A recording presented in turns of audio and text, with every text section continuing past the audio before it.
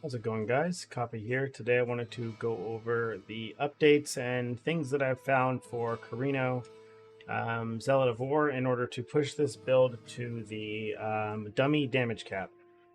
So for this, we went over it before. There's a lot of different things that are scaling this build. Everything is kind of converting it all into damage. The big ones that you're really going for are going to be you're scaling your projectile speed, you're scaling your knockback distance, you're scaling max channeling stacks, max projectiles, and then like max projectile splits, and then levels to spells, persistent, or physical.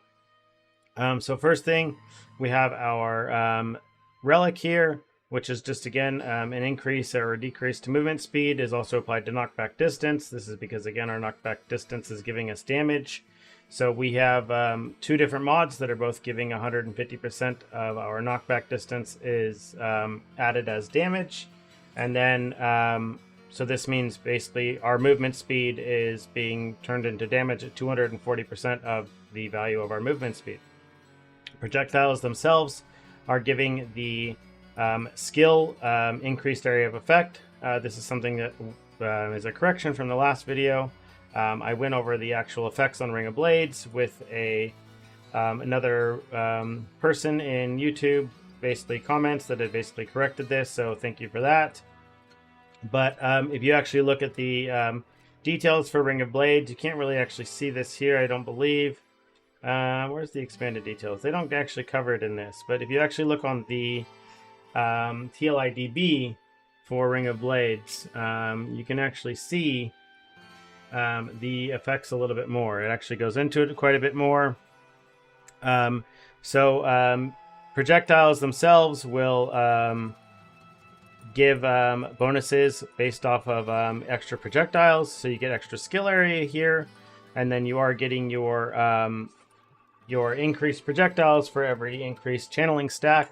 So there's an overall upper limit of how many times you can actually hit something with the projectiles. So while you do want to get some increased channeling stacks, you don't actually want to get that many.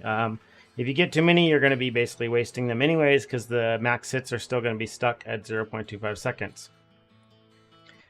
So again, this is why, for starters, the projectiles are scaling our skill area, which is being turned into damage because of our twisted branches. And then our extra projectiles are also being turned into magazine size or magazine capacity, which increases the total amount of buffs that we can get for overheated and for our heat up stacks, because these are based off of our total magazine size is what gives us the limit for our thing. Something I did change from the last one in order to basically set up a scenario where you never lose all of your stacks of overheated, because you will never be forced to reload here. So this forced to reload when having overheated stacks for more than heat up for 10 seconds, this would lead to very like swingy damage that we noticed before, but you would hit like higher peaks, but you'd have much bigger valleys with your damage. If you do want to avoid that, you want to run a memory like this with projectile quantity and critical strike chances have a chance to lose one stack of overheated. What this will do is this will consistently push your overheated value underneath your heat up, which will then reset this 10-second heat up stack thing here. So as you can see, if we go ahead and test this on the dummy here, I will be at this 98 stacks, and I will never lose these 98 stacks. I will stay at this the entire time, and this will never go away. You'll see me bounce from 98 to 99, but those are always going to be underneath the other stack values that I have there. So what this does is ensure that I'm not losing my damage, because before what would happen is every 10 seconds, or after having 10 seconds of really nice damage, you would lose all of your overheat stacks, and then you'd have to ramp back up, which obviously would cause you some time and damage. So with this setup, you are avoiding that. With this setup, you are avoiding that. With this specific relic, instead of one like this, where you start with max stacks of heat up, you do have a slightly longer ramp time at the beginning of a map, an extra few seconds, but after that, you have no more basically issues throughout the rest of the map. So that's something you can, again, focus on to ensure that you are keeping your damage basically capped, or basically at a more consistent value. We have also added a restores missing life and energy shield for every amount of movement here. On our memory here as well, you can just run this as like damage or knockback distance is reversed instead if you want. That is up to you. The other things that we have changed is we have replaced the Secret Origin Unleashed with an archery bond. You do want to actually pick up an activation medium sentry with this, preferably one that has a really short range on it like this. The amount of plus sentries that get deployed doesn't matter at all. You can just pick whatever you want for this, it's fine. Then you want to run it with Mania, Multifaceted Guard, and Increased Area. Archery Bond, as you can see, is giving us a massive damage bonus along with all of the extra aura effect. If you are trying to run this on a boss, instead of Activation Medium Sentry, you can just run this with Self-Sacrifice instead. Plop it down, and you're going to have it down the whole time. It'll be a really large area, and there will be a pair of them. So it'll cover the entire arena. So if you're doing something like Path of the Brave, things like that, you could always do that to get an even higher damage one. Then we are running Fixate and Blurry Steps. If you don't have a Curse on Hit ring, you can either take off Defense Buffer and run it there, or you can just take off the Fixate. That's completely up to you. Then we are running our Blurry Steps still, of course. And then we are running Precise Projectiles, Elemental Amplification, and Energy Fortress.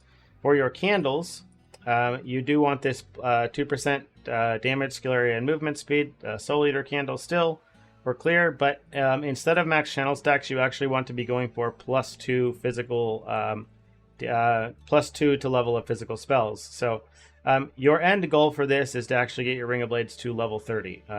That is going to be the last level where you actually get a big effectiveness of added damage. So that's basically going to be the point where you're going to want to aim for, because the effectiveness of added damage goes all the way up to 177%, and we are getting a ton of flat damage. So you're going to see your damage go through the roof if you actually push some skill levels on this. So it is important to push your skill levels up to +10, and then you will want to take those off. So how do we go about doing that?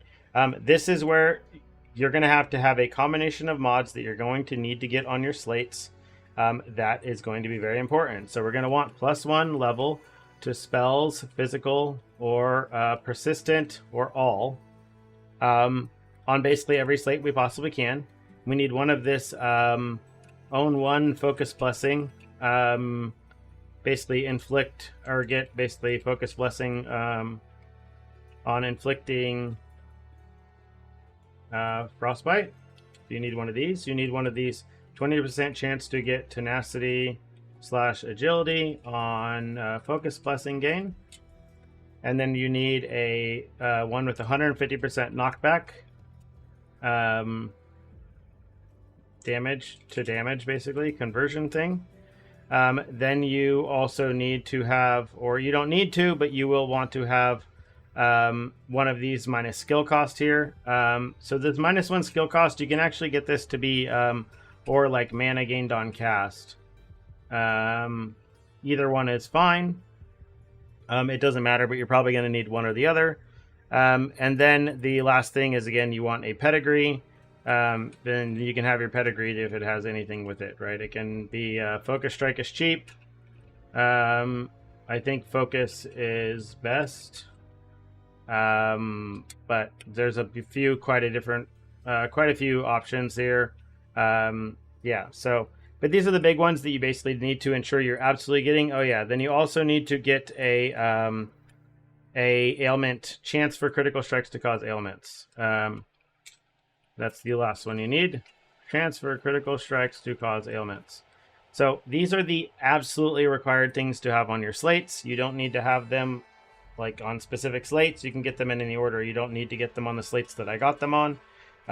There's other chances for ailment that you can get on other slates. You know, so again, you don't have to get them in the order I got them in. This slate kind of has a dead mod on it. I can absolutely get one of these other mods on this instead, but it has a dead mod on it for now until I replace it. Yeah, so that's pretty much what's changed. I did basically set up a setup like this to where I do ensure that I always have my blessings up 100% of the time, even without requiring killing something, because that's what I had before. And then yeah, I've just basically started to increase my spell levels. I haven't replaced my candle yet, but that's going to be next. And then this candle will get turned into a agility or focus blessing with like a +1 on it. Hopefully I can roll something good down here as well, but I found out that these start to cost 10 instead of 3 when you actually have a double legendary on there. So we're going to have to roll this and hope for the best. So if you have any questions, leave them in the comments down below and I'll be more than happy to answer them. And other than that, see you in the next one.